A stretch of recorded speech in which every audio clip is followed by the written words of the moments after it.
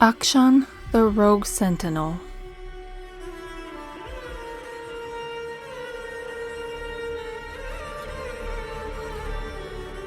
Dashing through the shadows of eastern Shurima, a righteous avenger stalks those who have harmed others. His punishment is swift, certain, and exacted by a curious weapon that rights the wrongs of his foes. Raised on the streets of the city of Marwi, Akshan was introduced to injustice at birth. In a place where local warlords took what they wanted, most people survived by keeping their heads down and minding their own affairs. Try as he might, young Akshan could never manage to let bad deeds go unnoticed, and was often quick to intervene when he saw someone being mistreated.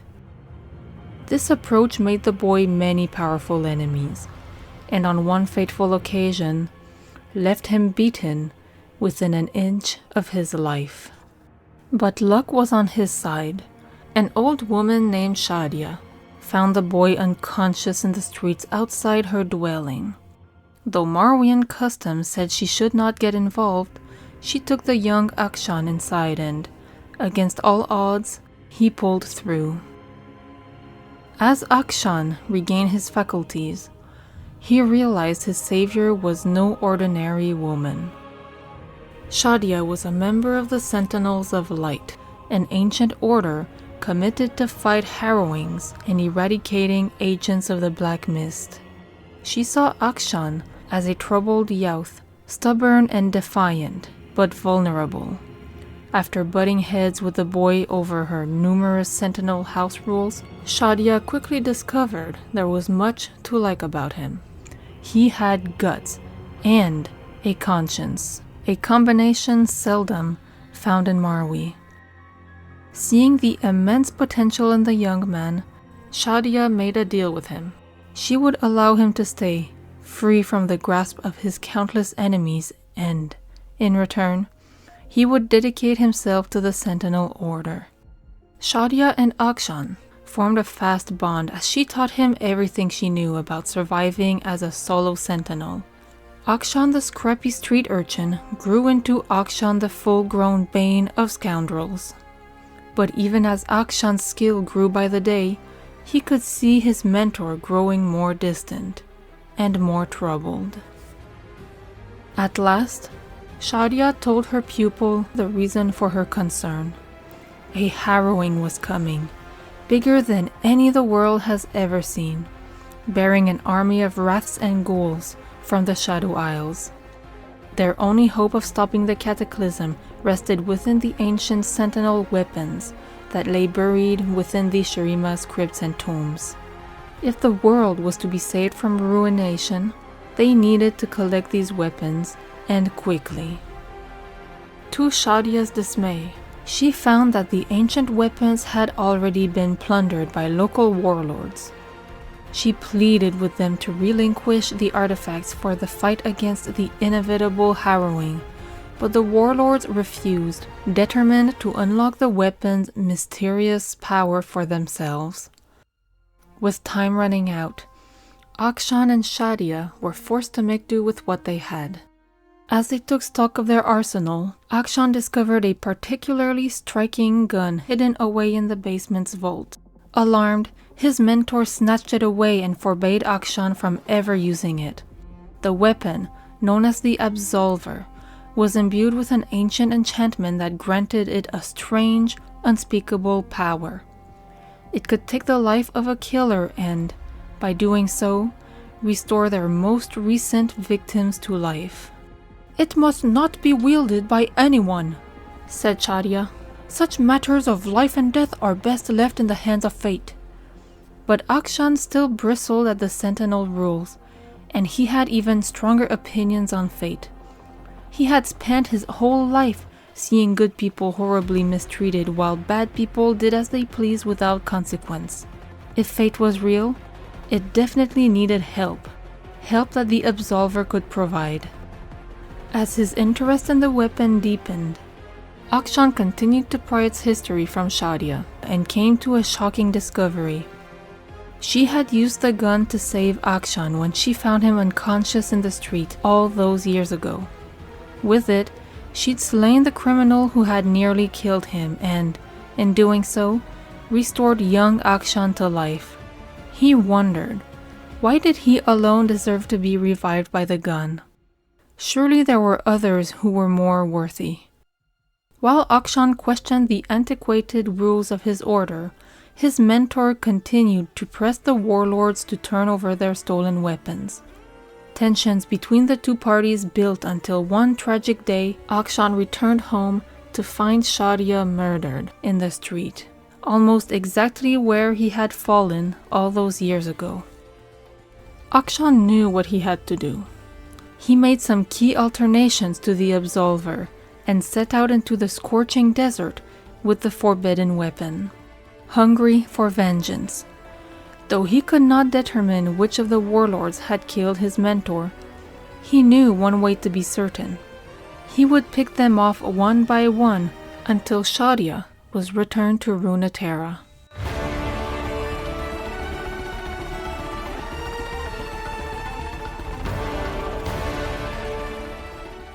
In Search of Things Lost by John O'Brien. Shadia had only been dead for a few weeks, and already Akshan could feel all traces of her slipping away. That was the hardest facet of his grief. The hoarding of mementos, the scrambling to scrape together whatever remained of his beloved mentor. He pulled the old charcoal sketch from his pocket and studied it. The crude drawing was a poor likeness of her face, lacking in all fine detail. Still, he found if he closed his eyes and tried to remember, he could usually fill all the blanks. But more and more, his memory was failing him. "Shadia, why do you leave me?" he wondered. Was it his own doing? Something deep inside trying to protect him by eroding all traces of a standard he was failing to meet. Or perhaps he just needed something to jar his memory. He stuffed the drawing back into his pocket as he walked into the open-air markets of central Marwi, searching for anything to remind him of his mentor. After a few blocks, he stumbled upon a jarring sight. In an alley between two stucco buildings, a young waif was fastening a familiar mother-of-pearl bracelet to her grimy-smeared arm. Quick as the wind, Akshan dashed right up to the urchin's face, cape snapping in his wake. "Where did you get that?" he barked, his tone uncharacteristically brusque. "I found it," said the waif, smothering the bracelet with her arms. "What's the problem?" "My problem is this. That piece of jewelry belonged to someone I cared for very much," said Akshan. "It was her favorite." The girl stared up at him, eyes wide with fear. Akshan realized his fist had tightened around her collar. He released his grip and attempted a wry smile. "So," he said, "why don't you tell me how you've come to possess it?" I took it from someone who won't miss it." The urchin's face wailed with spite from years of hardship. Akshan knew it well. He also knew of an infamous black market jeweler on the next block, and what the men might pay the girl for the bracelet if she hadn't crossed paths with Akshan. "Then you'd better tell me the name of this person." "I can't. You don't know what he'd do." Akshan gently coaxed the bracelet from the wife's grip and felt his heart skip as he pulled something from his clasp. A single strand of long silver hair. Shadia's hair? It was silver, right? Akshan's mind flashed with a partial picture of her, now even less complete than before. "Young friend," said Akshan to the girl, "my Shadia is gone. This bracelet is one of the few remaining pieces of her. It was part of a set with 4 others. The waif averted her eyes as if her interrogator might glean some forbidden information from them. Akshan exhaled, his voice softening. "Whoever you took this from is sure to have the others. You must tell me who this scoundrel is." The girl stammered, her eyes shifting until she relented. "They call him the Devil of the Dunes, sir. He lives in a large palace in the foothills north of here. Akshan's brow furrowed. You stole this from a warlord? Said Akshan. I cleaned his tables, said the girl. He owed me. I cannot begrudge you that, said Akshan. But this bracelet was not his for you to steal. It seems I must pay this Dune Devil a visit. Don't, said the girl. He is a killer, sir. This I already know. With that, he fired his grappling hook into the eaves of building above and launched himself out of sight. In the darkest hour of night, a host of heavily armed guards kept watch over the warlord's palace. None of them noticed the caped figure darting through the shadow towards the silver-inlaid doors of the main bedroom. Inside, a large battle-scarred ruffian lay sprawled across the entire width of his enormous goose-down bed.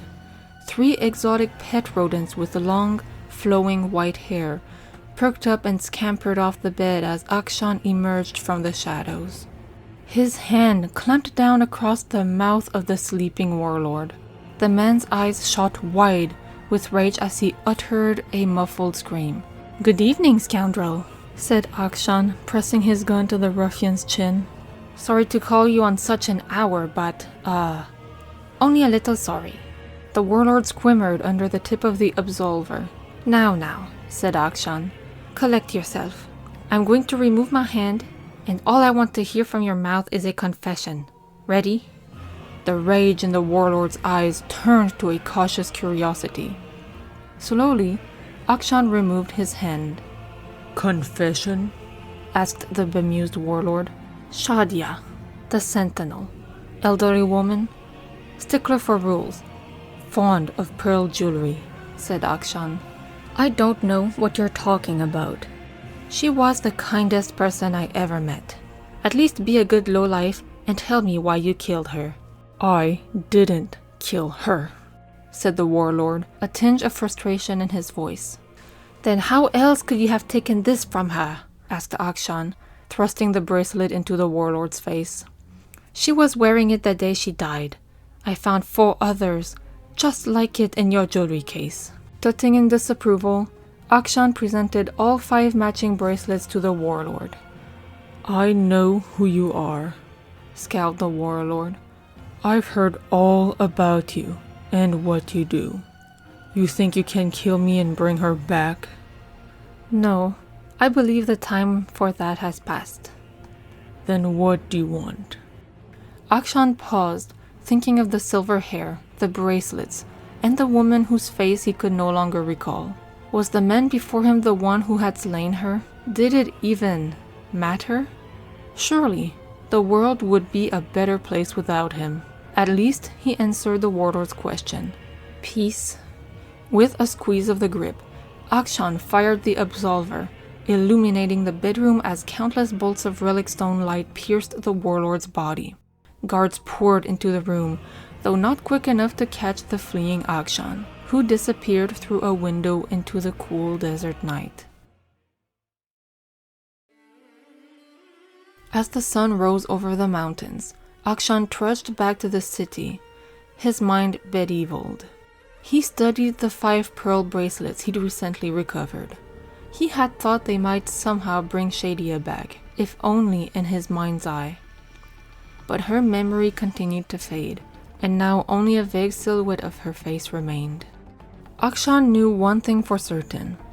She would not have approved of him killing the devil of the dunes, not out of pure vengeance. But deep down, he knew he hadn't done it for her. He'd done it for himself, and it had not brought him peace. He turned one of the bracelets in his fingers, searching for solace, and noticed a tiny inscription etched inside the band. An old Sentinel mantra that he'd heard often, but never really understood. "Give all, and all may live." The words rang in Akshan's head like a war trumpet as a revelation shook him. He fired his grappling hook into the eaves above and launched himself from building to building until he arrived at a place where he'd met the waif the day before. There she lay, sleeping in the same alley. He knelt over the girl, bracelets in hand. You should have these. It is what you would have wanted. Confused and half asleep, the waif's eyes blinked as Akshan placed the bracelets in her meager pile of belongings. But, sell them to the jeweler in the Spice District, he said. He will give you a better price. Akshan could feel the stunned gaze of the girl watching him as he walked away, and a bittersweet of comfort washed over him. Though he had parted with the last physical remnants of his mentor, he felt a bright warmth within, and in his mind's eye, clear as day, was Shadia's face.